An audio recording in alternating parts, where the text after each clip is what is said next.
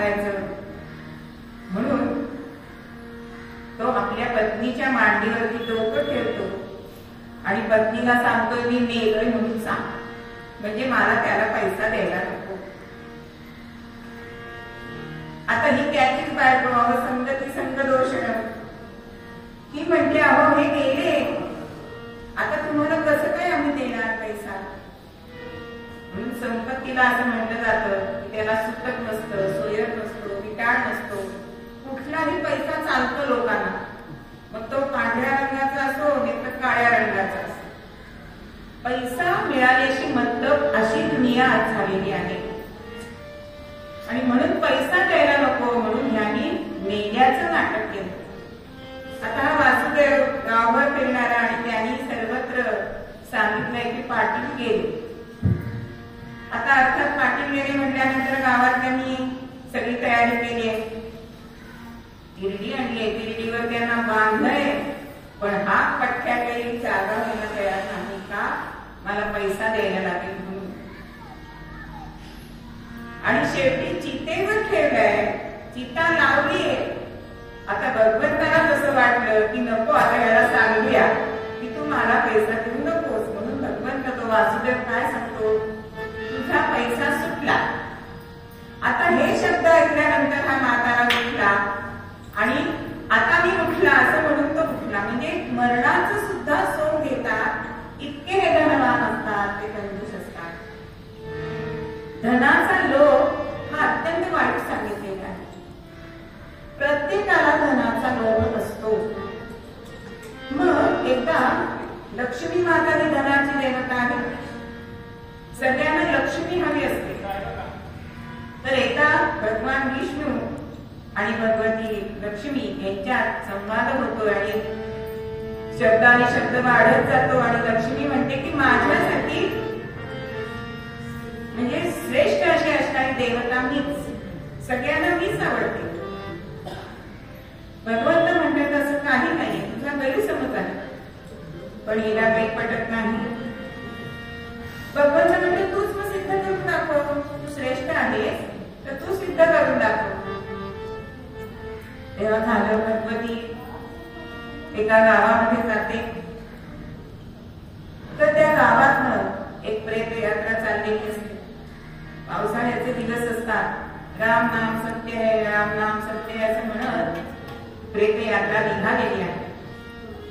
आणि भगवतीने काय चमत्कार केला की आज पाऊस पडण्याच्या ऐवजी पैशाचा पाऊस पाडला.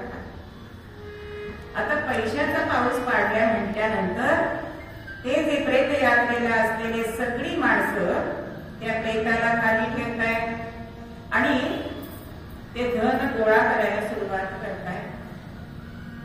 जसं बोर म्हणाला लहान मुलं चॉकलेट बोर आपल्याला जास्तीत जास्त कशी मिळतील अशी अहमिका सगळ्यांमध्ये लागली. आता लक्ष्मी माता विजयी मुद्रेने विष्णू भगवानांना म्हणते बघा ते प्रेत खाली ठेवून मला सगळ्यांनी गोळा केलं. तरी शांत चित्ताने विष्णू हसतायत, स्मितहास्य करतायत. अजूनच ही चिडते, तर अजून तुम्हाला माझं श्रेष्ठत्व मान्य नाहीये. भगवंत पुन्हा हसतायत आणि म्हणतायत मला मान्य आहे, लोकांनी ते प्रेत खाली ठेवले आणि सगळ्यांनी पैसा गोळा केलाय. पण एक गोष्ट तू विसरतेस, तिला समजत ती काय विसरते. तेव्हा भगवान विष्णू म्हणतात की जे जिवंत आहेत त्यांनीच फक्त पैसे गोळा केले. ज्याच्यामध्ये माझं चैतन्य नाही तो कुठला का तिरडीवरनं पैसे गोळा करायला. म्हणजे कोण श्रेष्ठ आहे, तुझ्यापेक्षा मी श्रेष्ठ आहे. म्हणून भगवतीची पूजन करताना नेहमी विष्णू सहित तिचं पूजन करायचं. बघा सगळ्या संतांनी भगवंताला जवळ मागितलंय की नाही. एकाही संतांनी संपत्तीला मागितलंय का, लक्ष्मीला मागितलंय का, नाही मागितलंय. कारण जिथे पती असेल तिथे ती असतेच. म्हणून जिथे विष्णू आहे तिथे भगवती लक्ष्मी ही असतेच. तिला म्हणून कधी एकटीला बोलवू नये. अत्यंत चंचल अशी सांगितलेली आहे. अशी ही लक्ष्मी ही सगळ्यांची मती बिघडवून टाकणारी अशी विद्वान आहे. म्हणून ते धन किती असावं, पण मनुष्य मात्र जन्माला आल्यापासून या धनाच्याच मागे लागलेला असतो. म्हणून एका पद्यामध्ये वासुदेवाची ऐका वाणी, वासुदेवाची ऐका वाणी, जगात नाही रामणे, रामकरी कामणे, रामकरी कामणे, रामकरी कामणे.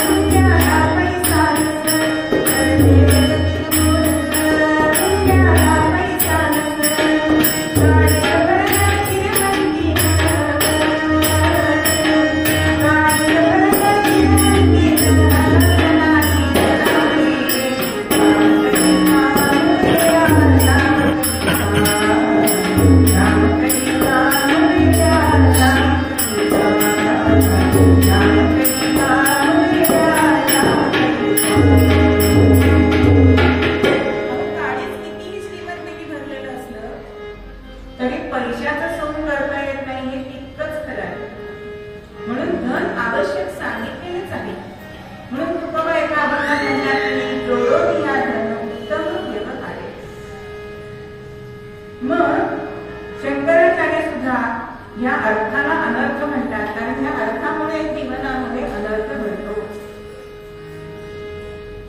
असा हा सगळ्या अभंगाचा अभंग अर्थ असला तरी सुद्धा शेवटच्या कडल्यामध्ये चरणामध्ये आपल्याला तुकोबाचं सांगतात ना, ते महत्वाचं आहे. म्हणजे सगळा अभंग जर आपण बघितला तर आपल्या मनात येईल की हा अर्थशास्त्राचा अभंग आहे का भक्तिशास्त्राचा अभंग आहे, पण भक्तिशास्त्राचाच अभंग आहे. पण शेवटच्या चरणामध्ये तुकोबा म्हणतात, तुका म्हणे धन भाग्य शाश्वत जाण, तुका म्हणे धन भाग्य शाश्वत जाण. हे धन तू मिळवणार आहेस ते फक्त पोटापुरतं असावं, खायची प्यायची तदाद नसती की पुरेसं आहे. पण हे मानालाच मनुष्य तयार नाही, त्याला काय करणार, कारण ते अशाश्वत असं धन आहे. उलट ते आपल्या ऱ्हासाला सुद्धा कारणीभूत होऊ शकतं. मग हे अशाश्वत धन जे आहे ते कसं व्यय करायचंय, कसं खर्च करायचंय, तर स्वार्थ सोडून इतरांकरता आपण त्याला मदतीचा हात द्यायला पाहिजे. आणि आपण अशी कृती करावी की ज्याने आपल्याला मोक्ष प्राप्त होईल. कारण आपल्या प्रत्येक कर्माचा लेखाजोखा चित्रगुप्त लिहित असतो. मग हा लेखाजोखा आपल्याला कधी कळणार, मृत्यूनंतर.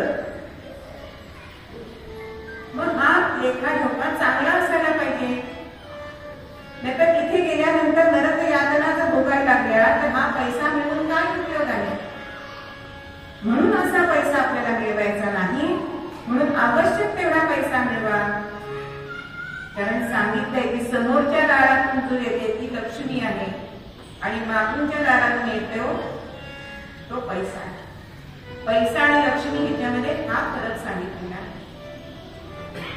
म्हणून अशाश्वत धन असणारा हा जो पैसा आहे तो आपल्याला नको.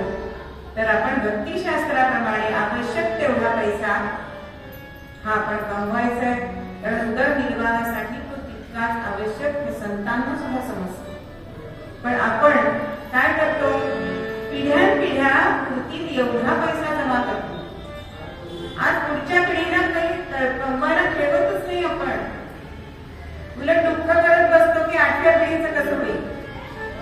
एवढा पैसा काढीला ठेवायचा नाही. आणि मग एवढा पैसा असला की मुलं विचारत नाही, अहो खोट्या सह्या आणखी मिळाले आज आपल्याला मुलं दिसत आहे. म्हणून काही ठिकाणी असं म्हटलं जातं की ज्याला पेन्शन आहे त्याला टेन्शन नाही असं म्हटलं जातं. नाहीतर अहो वृद्धापकाळ इतका कठीण झालेला आहे. नटसम्राट नाटक व्हायला वेळ लागत नाही.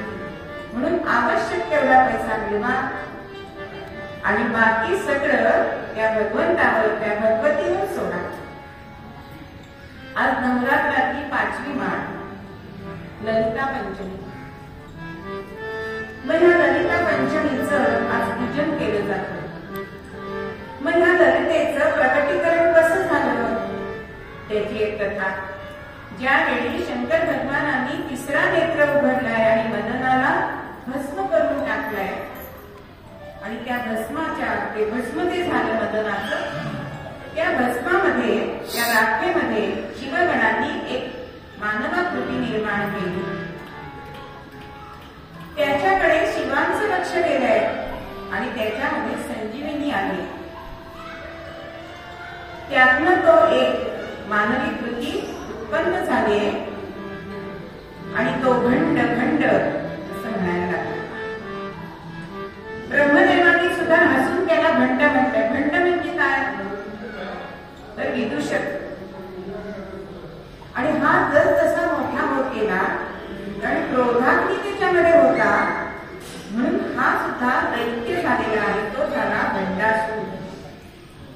आणि भंडासूर हा जर तसा वाढत जातोय तसं त्याची अराजकता वाढत गेली. त्यांनी 10,000 वर्ष तपश्चर्या केली अमरत्वाचा वर मागण्यासाठी, पण असा वर कोणालाच मिळत नाही. तेव्हा त्यांनी सांगितलं की स्त्रीकडून मला मृत्यू असावा. ज्यावेळी कोणाच्याच आटोक्यामध्ये हा येईल ना त्यावेळी इंद्राने त्या पराशक्तीचा आपल्याला लाभ व्हावा म्हणून एक यज्ञ सुरू केला. आणि त्या यज्ञातून एक चक्र आलं आणि त्या चक्रावरती एक देवी प्रकट झाली. ही देवी म्हणजे ललिता देवी.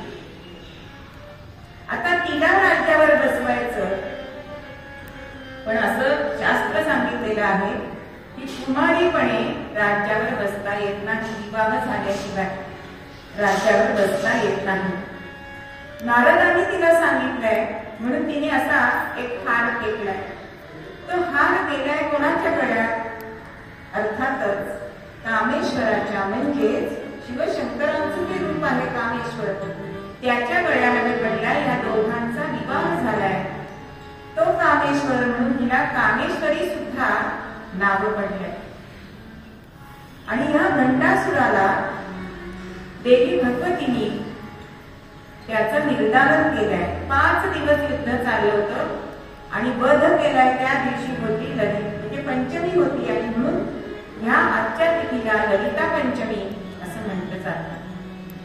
ललिता पंचमीची पूजा ही अनेक घरांमध्ये होत असते. ही ललिता म्हणजे करंड्याचं झाकण रूपी अशी ती देवी सांगितलेली आहे. आणि ते झाकण जर आपल्याला मिळालं तरच तिचं पूजन करायचं आहे असं सांगितलं. हिचं सुद्धा पूजन करताना तिला 48 दुर्वांच्या 48 जुड्या असं तिला हे आवडतं. म्हणजे भगवतीला सुद्धा दुर्व ही आवडतं.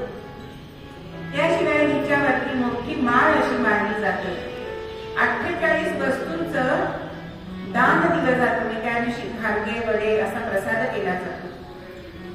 अशी ही भगवती ललिता पंचमी म्हणून तिची साजरी केली जाते.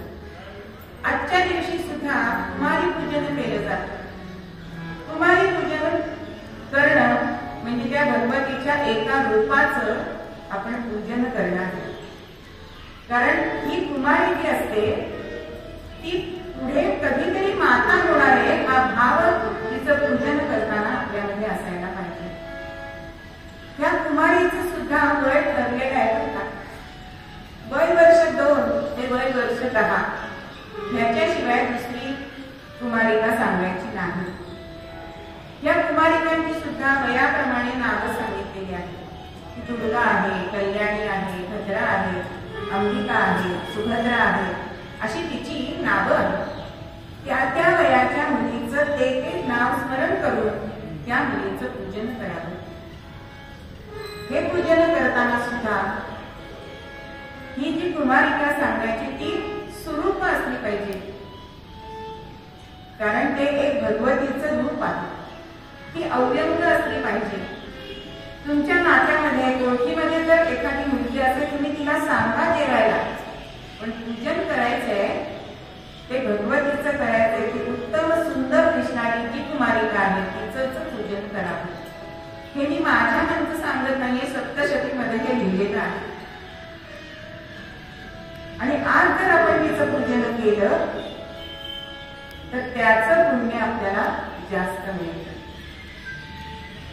आजचं पुढचं पीठ जे आपल्याला बघायचं आहे की 3.5 पीठ आपण दररोज 4 दिवस बघितले, पण अजून एक भगवतीचं रूप आहे. म्हणजे नांदेड बीड जिल्ह्यामध्ये जयंती नदीच्या काठी वसणारी दंतासुरमर्दिनी म्हणजेच अंबेजोगाई हिचं सुद्धा काही जण हिला सुद्धा मूलपीठ असं म्हटलं जातं.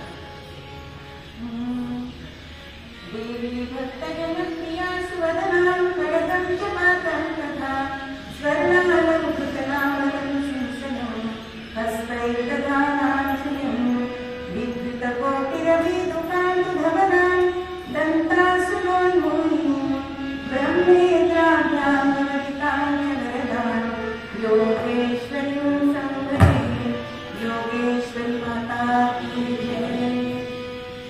ही देवी कुमारिका आहे. तिचा विवाह हा वैद्यनाथाशी ठरलेला, पण तिने अट घातली होती की सूर्योदयाच्या आत जर वर आला तरच मी विवाह करेन. आणि आता दंतासुराचं सुद्धा जे निमित्तानं होणार होतं ते कुमारिकेच्या हातनं होणार होतं.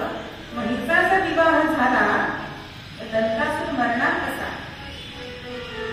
म्हणून काही ठिकाणी असं लिहिलेलं आहे की इंद्रच प्रत्यक्ष हा कोंबडा झालाय आणि तो आरवलाय.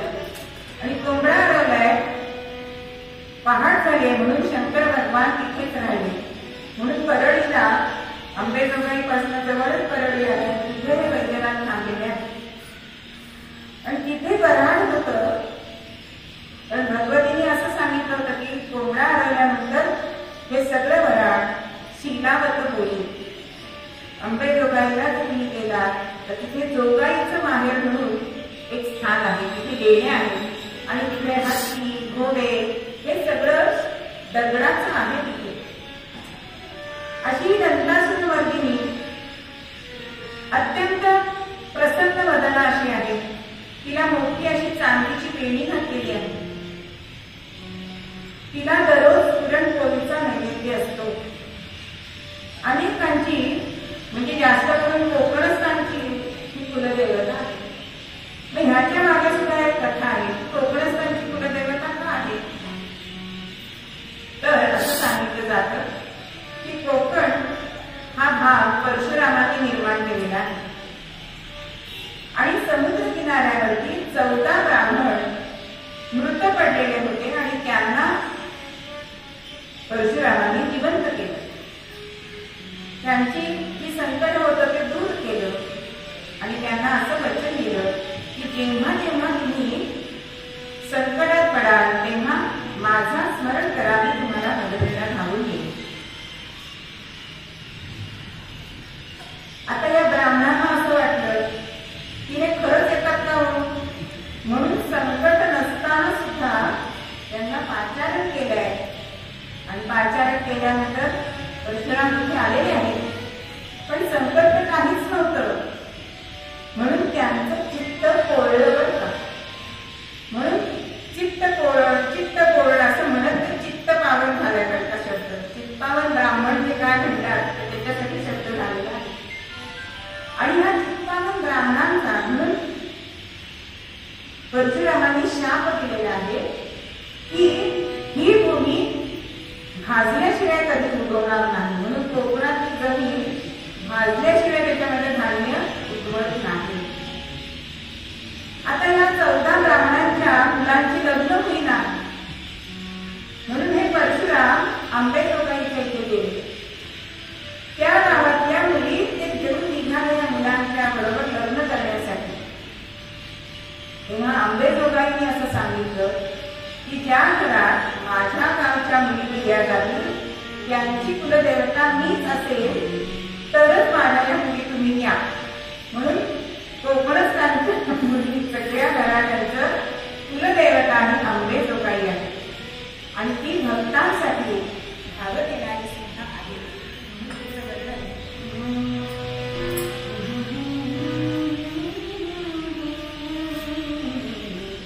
योगेश्वरी माता, योगेश्वरी माता, तव दर्शनाची ओढ चित्ता, तव दर्शनाची ओढ चित्ता, योगेश्वरी माता,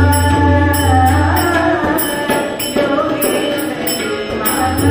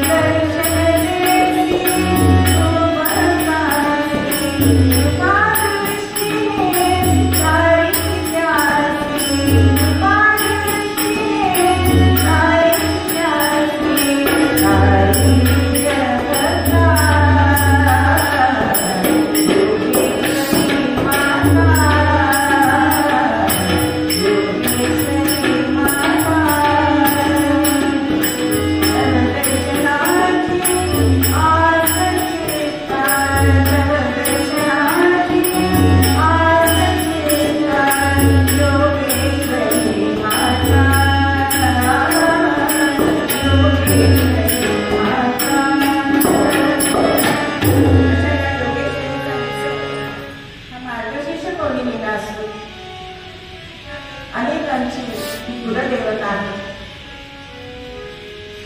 आजची 5व्या माळी जे दुर्गा गौरीचे रूप आहे ती स्कंदमाता.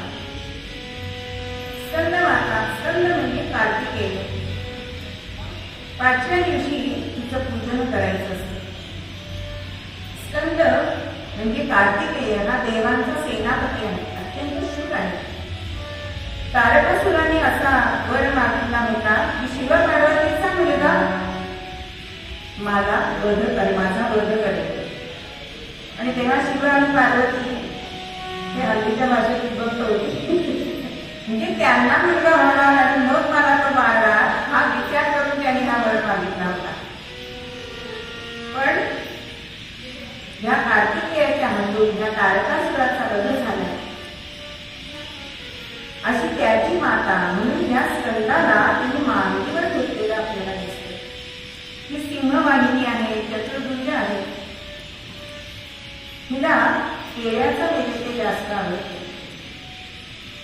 जसं आपल्याला आपल्या नावाने हात मारण्यापेक्षा आपल्या मुलाच्या नावाने हात मारत नाही. समजा भक्तीच्या इकडे आहे आपल्याला छान वाटतं की नाही, तसं ह्या स्कंद मातेला सुद्धा आपल्या मुलाच्यामुळे आपल्याला ओळखताय त्याचा सुद्धा खूप आनंद होतो. हिचं पूजन केल्यानंतर आपल्यामध्ये वात्सल्य भावना वाढते किंवा संतती सुद्धा प्राप्त होते. म्हणून हिचं पूजन 5व्या दिवशी केलं जातं. आजचा रंग आहे हिरवा. हिरवा रंग हा समृद्धीचा रंग आहे. म्हणून आपल्या ध्वजामध्ये सुद्धा रंग हिरवा आहे. या हिरव्या रंगाच्या अनेक छटा आहेत. हा हिरवा रंग पिवळा आणि निळा एकत्र करून हा तयार केला जातो.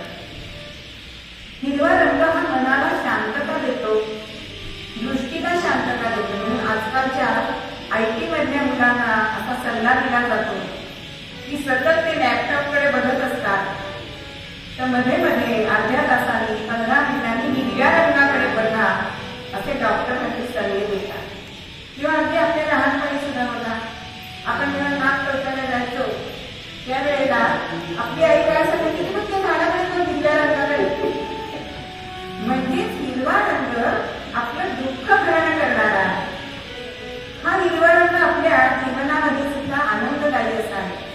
अहो किती हिरवे प्रकारचे रंग आपल्या जीवनात आहेत बघा.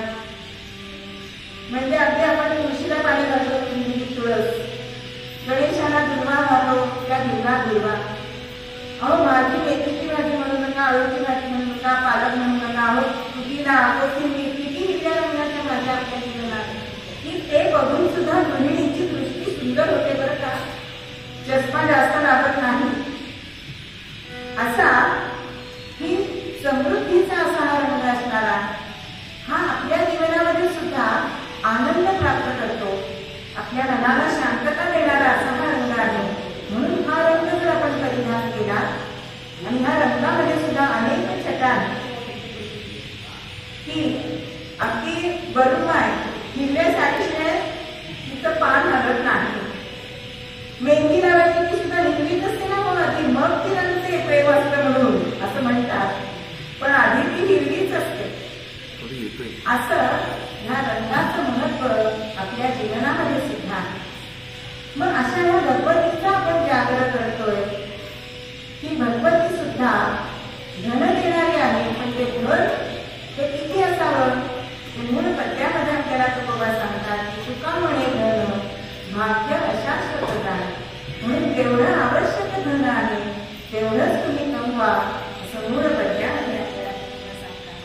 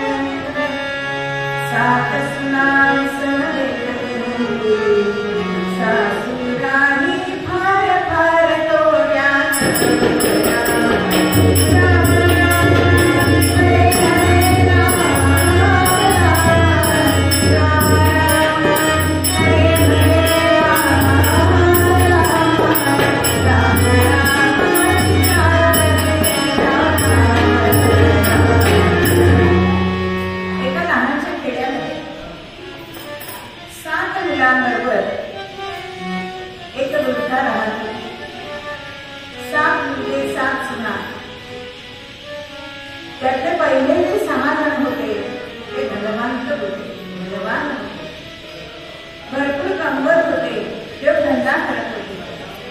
आणि अर्थातच आपण जसं पूर्वरंगात बघितलं की माता पिता बनून तयाचे मानवी वचन, पण धाकटा होता तो काही काम धंदा करत असे. गरीबाकडची मुलगी त्याची बायको म्हणून करून आली. साधा मनाने असणारा असा धाकटा आणि पत्नीला आपल्या सांगतोय की अगं माझं एवढं मोठं कुटुंब आहे, माझी आई तर इतकी गुणवान आहे, काय तिथे मी गुण तुला सांगू. मी जरी कमवत नसलो तरी माझी आई आमच्या भावनांमध्ये भेदभाव करत नाही करत. आता हा दिवसभर मित्रांकडे जा तिथे जा असं बाहेर असायचं, पण ह्या मुलीला जे आपल्या नवऱ्याने चित्र दाखवलं होतं घराचं ते काही दिसले नाही. सासूबाई भेदभाव करताय आपल्या पतीमध्ये आणि आपल्या दिरांमध्ये हे तिने जाणलं. 1-2 वर्ष बघितलं याच्यामध्ये फरक होत नाहीये आणि मग एक दिवस आपल्या पतीला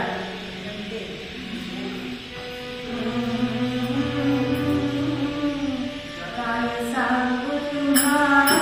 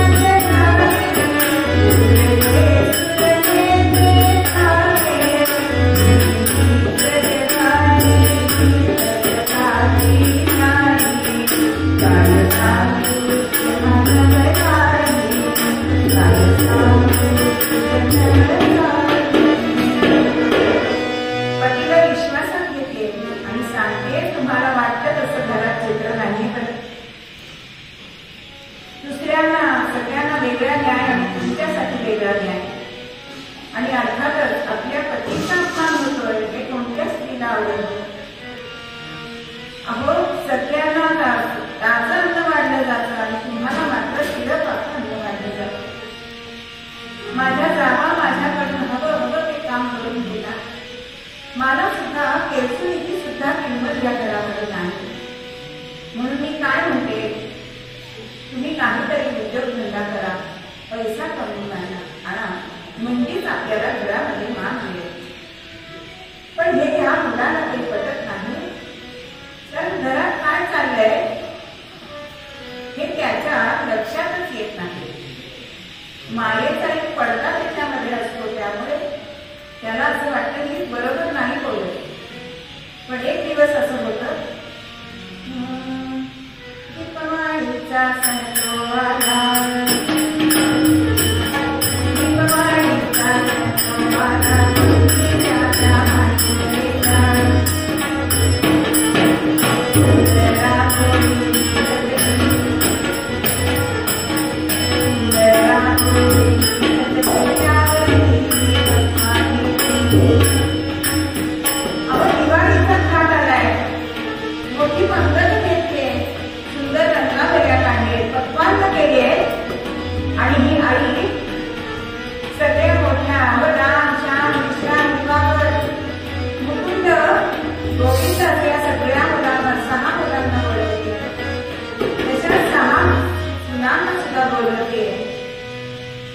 धाकट्या मुलाला आणि तिचं नाव अनुराधा, तिला मात्र बोलवत नाही. मनामध्ये कट्टू झाले आणि हे झोपेचं सोंग घेतलेला तिचा नवरा बघतोय. कारण त्या दिवशी काय झालं, सगळ्यांच्या कानामध्ये ते दुधीचे लाडू वाढले होते, त्यातल्या त्या कळ्या उरल्या, त्या कळ्या हिने गोळ्या केलेत आणि त्याचा असा मोठा लाडू बनवलाय आणि त्या मुलाला दिलाय. हे प्रत्यक्ष जेव्हा तो डोळ्याने बघतो त्यावेळी त्याला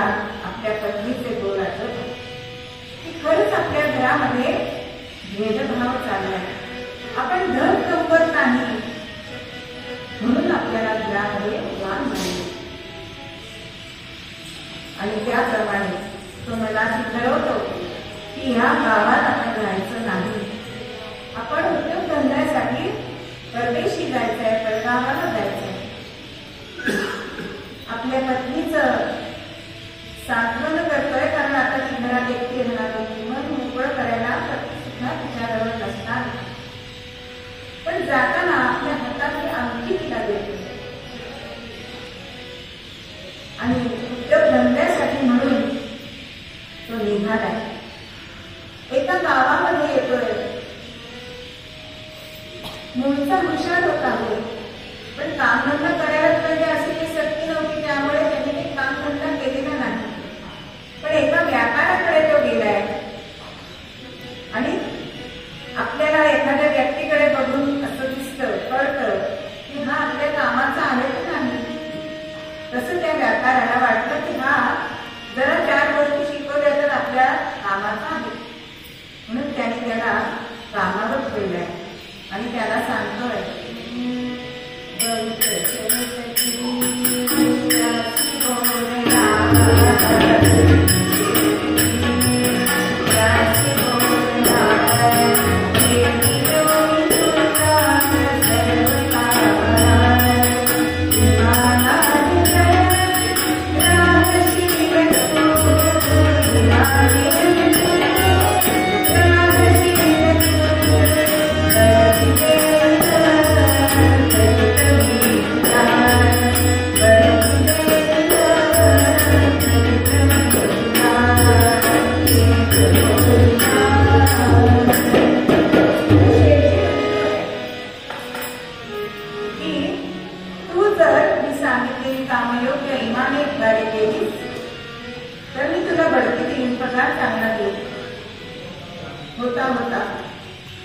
याचं काम त्यांना आवडलंय आणि नुसता नोकरीला नाही ठेवला, आपल्या धंद्यामध्ये त्यांना भागीदार करून देत.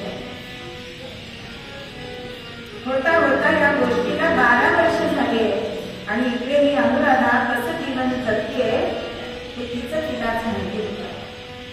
दररोज सासूनी सांगावं की मोळ्या घेऊन ये मनामध्ये जाऊन सरपणासाठी.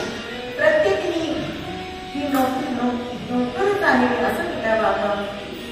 तर एक दिवस तिचा भाग्योदय आलाय आणि त्या वेळेला ती वनामध्ये गेलेली असताना वार शुक्रवार होता आणि तिथे वनकन्या आले.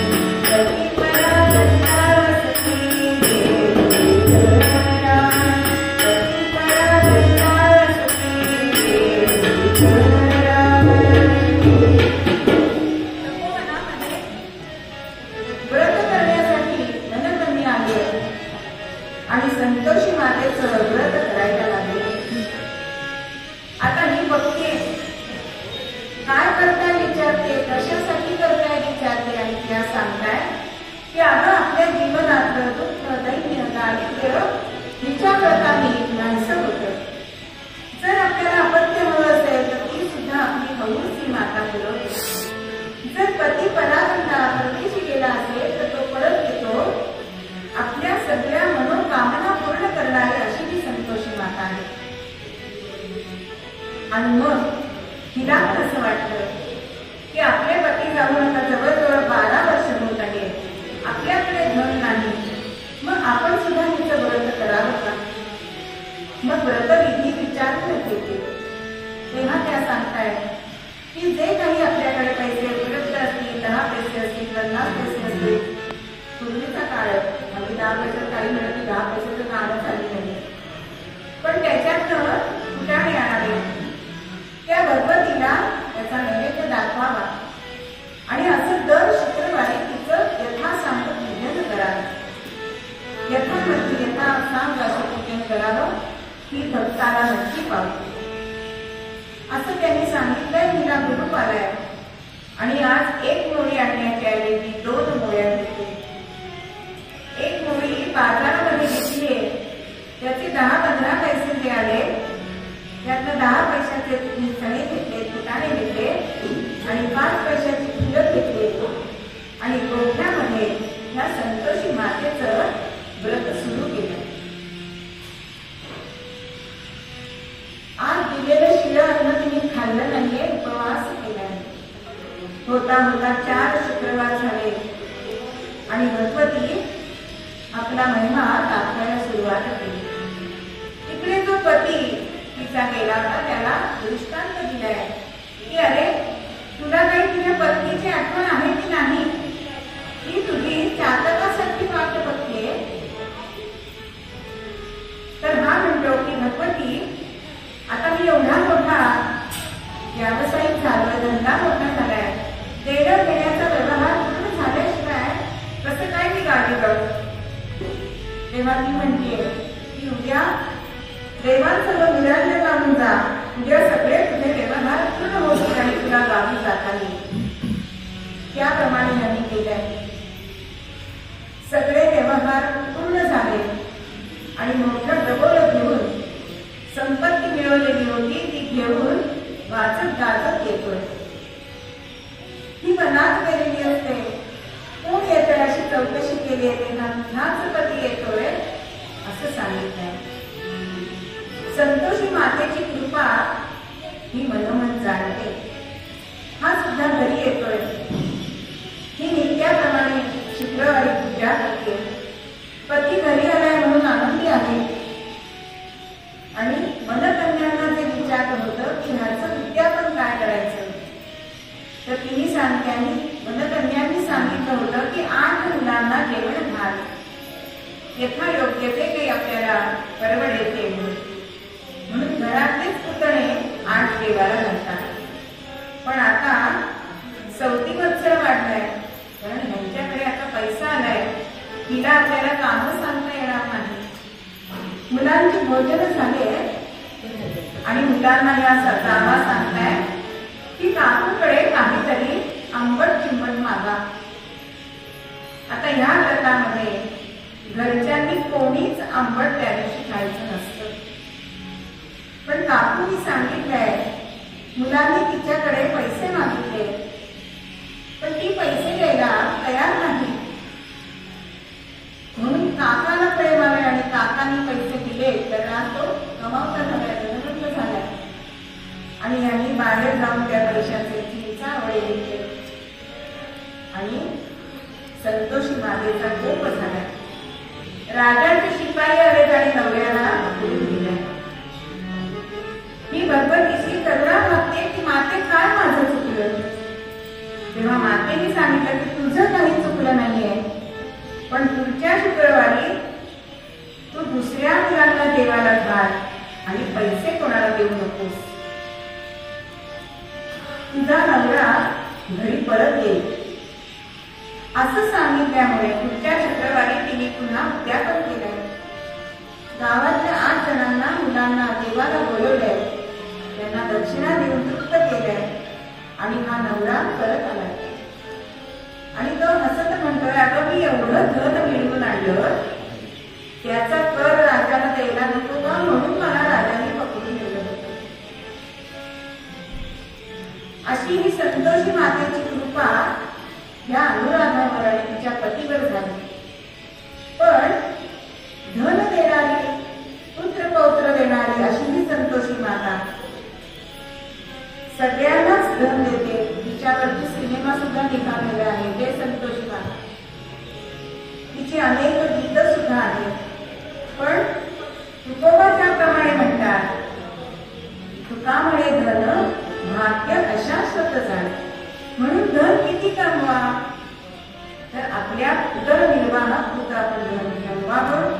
बाकीचा जे धन आहे त्याचं दान धर्म करावा, इतरांना मदत करावी आणि आपली ही जी कृती आहे ती आपल्याला मोक्ष मिळवून देणारी आहे. म्हणून संतोषी माता जशी त्या दोघांवर प्रसन्न झाली, त्यांना धन देती झाली, तशीच तुमच्या विचारावर सुद्धा